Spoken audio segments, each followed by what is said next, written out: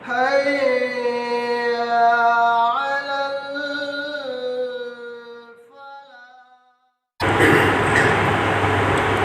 الحمد لله رب العالمين والصلاة والسلام على رسوله الكريم وبعد. أعوذ بالله السميع العليم من الشيطان اللعين الرجيم من همزه ونفخه ونفخه. بسم الله الرحمن الرحيم. فلما جاء السحرة قالوا لفرعون أئنا لنأجرن إنكم إذا لمن الغالبين إنا نحن الغالبين. قالوا إنكم إذا لمن المقربين. حضرت موسیٰ علیہ السلام اور فرعون کے درمیان جو کچھ باتیں فرعون کے دربار میں ہوتی رہی، اللہ رب العالمین نے اس مضمون کو قرآن میں جگہ جگہ پر بیان فرمایا. اور فرعون کے دربار میں حضرت موسیٰ علیہ السلام اور فرعون کے جادوگروں کا جو مقابلہ ہوا، اللہ رب العالمین نے اس کا بھی کئی مرتبہ قرآن مجید کے اندر ذکر فرمایا. قرآن مجید کی یہ آیت جو ابھی تلاوت کی گئی، اللہ رب العالمین نے اس میں بیان کیا کہ جب فرعون کے سامنے فرعون کے جادوگروں اور حضرت موسیٰ علیہ السلام کے درمیان جب مقابلہ شروع ہونے والا تھا، تو فرعون کے جادوگروں نے فرعون کے سامنے یہ سودے بازی کی کہ اگر موسیٰ علیہ السلام کے سامنے اگر ہم لوگ جیت گئے جادو کے اندر، تو ہمارا اجر، ہمارا ثواب یا پھر ہمارا بدلہ کیا ہوگا.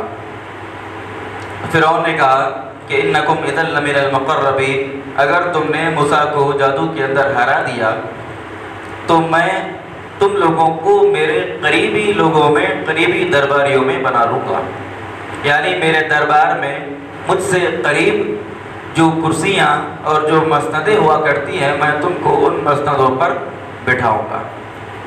جیسے یہ سودے بازی فرعون کے جادوگروں اور فرعون کے درمیان ہوئی، مقابلہ شروع ہوا، اللہ نے کہا کہ فرعون کے جادوگروں نے فرعون کے عزت و جلال اور فرعون کے نام کی قسم کھائی، اور قسم کھاتے ہوئے حضرت موسیٰ علیہ السلام کے سامنے اپنی رسیاں، اپنی لاٹھیاں ڈال دیں. اللہ نے کہا کہ انہوں نے کہا کہ بعزت فرعون کی عزت، فرعون کی جلال کی قسم، اور یہ قسم کھا کر انہوں نے لاٹھیاں اور اپنی رسیاں ڈالی کہ جو لاٹھیاں اور رسیاں چھوٹے چھوٹے اژدھے اور سانپوں کی شکل اختیار کر گئی. پھر اس کے بعد جب حضرت موسیٰ علیہ السلام نے اپنا عصا ڈالا جو حقیقی معنی میں ایک بڑے اژدھے کی شکل میں بن گیا اور ان جادوگروں کے چھوٹے چھوٹے سانپوں کو نگل گیا، کھا لیا، تو جب جادوگروں نے دیکھا کہ حضرت موسیٰ علیہ السلام کا جو عصا حقیقی معنی میں جو اژدہا بن گیا ہے، انہوں نے یہ دیکھا کہ یہ حضرت موسیٰ علیہ السلام کا کوئی جادو نہیں.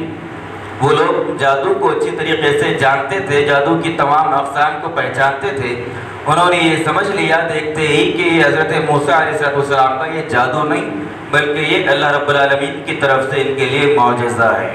جیسے ہی انہوں نے اس معجزے کو دیکھا تو فوراً بلا کسی تاخیر کے وہ حضرت موسیٰ علیہ السلام پر ایمان لے کر آ گئے اور کہا کہ قالوا آمنا برب العالمین رب موسیٰ و ہارون، ہم اللہ رب العالمین پر جو کہ موسیٰ اور ہارون کا رب ہے اس پر ایمان لے کر آ گئے.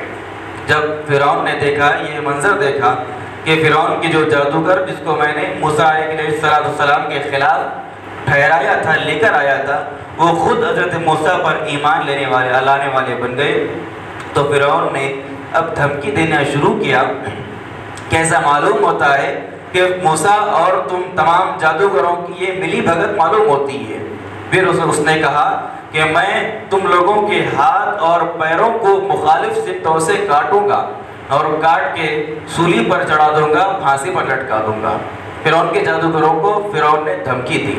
جیسے ہی فرعون کے جادوگروں کو دھمکی ملی فرعون سے، انہوں نے کہا کہ تو جو کرتا ہے کر لے، ہم لوگ ایمان سے پھرنے والے، ایمان سے ہٹنے والے نہیں ہیں. اللہ رب العالمین نے یہ واقعہ یہ منظر قرآن مجید میں متعدد مرتبہ ذکر فرمایا۔ اس سے یہ بات یہ نقطہ معلوم ہوا کہ جو جادوگر ابھی ابھی ایمان سے پہلے فرعون سے دنیا کی سودے بازی کر رہے تھے اور دنیا کے منصب، دنیا کے پوسٹ اور دنیا کی عیش و عشرت کا مطالبہ کر رہے تھے، اب ایمان کے بعد ان لوگوں کے دلوں میں جب ایمان گھر کر گیا تو دنیا کی کسی بھی عیش و عشرت کی وہ پرواہ کیے بغیر فرعون کے سامنے برملا اپنے ایمان کا اظہار کر رہے تھے۔ تو یہ ایمان کا انقلاب اور یہ ایمان کی تبدیلی ہے کہ جب ایمان آدمی کے دل میں پختہ ہوتا ہے، اللہ رب العالمین کی ذات پر یقین کامل ہوتا ہے، تو وہ ایمان آدمی کو دنیا اور دنیا کی تمام چیزوں سے بے نیاز کر دیتا ہے۔ دنیا کی تمام چیزوں سے آدمی کا ایمان آدمی کو بے نیاز کرتا ہے۔ اللہ رب العالمین کے سامنے وہ شخص جس کے دل میں ایمان کی شمع جل گئی ہو تو وہ اللہ کے علاوہ دنیا کے تمام سہاروں کو چھوڑتا ہے اور اللہ رب العالمین کے علاوہ تمام جو چیزیں ہیں ان کو چھوڑ کر ایک اللہ رب العالمین کی ذات پر یقین کرتا ہے۔ تو یہ ایک بہت بڑا درس فرعون کے جادوگروں اور موسیٰ علیہ السلام کے اس مکالمے کے درمیان ہم کو معلوم ہوا کہ جب ایمان سچا پکا مضبوط دل کے اندر ہو جائے تو دنیا کی عیش و عشرت اور دنیا کی مال و متاع کی چاہت دل میں کم ہو جاتی ہے اور آدمی ان تمام چیزوں سے بے نیاز ہو جاتا ہے۔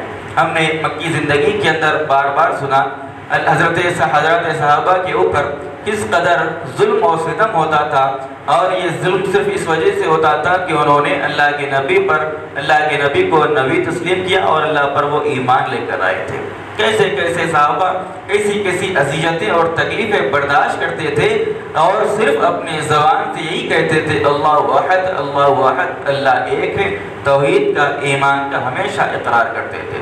اور کئی سارے صحابہ کرام کو دنیا کی پیشکش بھی کی گئی کہ اگر تم ایمان سے پھر جاؤ، ایمان سے ہٹ جاؤ تو دنیا کی یہ پیشکش ہم تمہارے لیے پیش کرتے ہیں، لیکن وہ صحابہ کرام اپنی زندگی کے اندر مشقتیں اٹھاتے، تکلیفیں اٹھاتے، کفار اور مشرکین سے مختلف اذیتوں کو برداشت کرتے، لیکن ایمان سے کبھی نہیں پھرتے۔ تو ایمان، اللہ رب العالمین کی ذات پر یقین، توکل، یہ بہت بڑی اللہ رب العالمین کی جانب سے دولت اور بہت بڑی نعمت ہے۔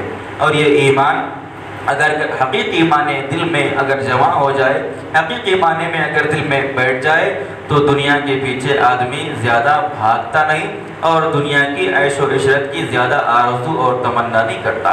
اچھا اور مضبوط ایمان اللہ رب العالمین کی اطاعت اور اللہ رب العالمین کی فرما برداری کی طرف آدمی کو لے کر جاتا ہے۔ اللہ رب العالمین سے دعا ہے رب العالمین تمام کو قرآن مجید کی آیات پر غور و فکر، تدبر، تفکر اور عمل کی توفیق عطا فرمائے، آمین۔ سبحانک اللہم و بحمدک، اشہد ان لا الہ الا انت، استغفرک و اتوب الیک۔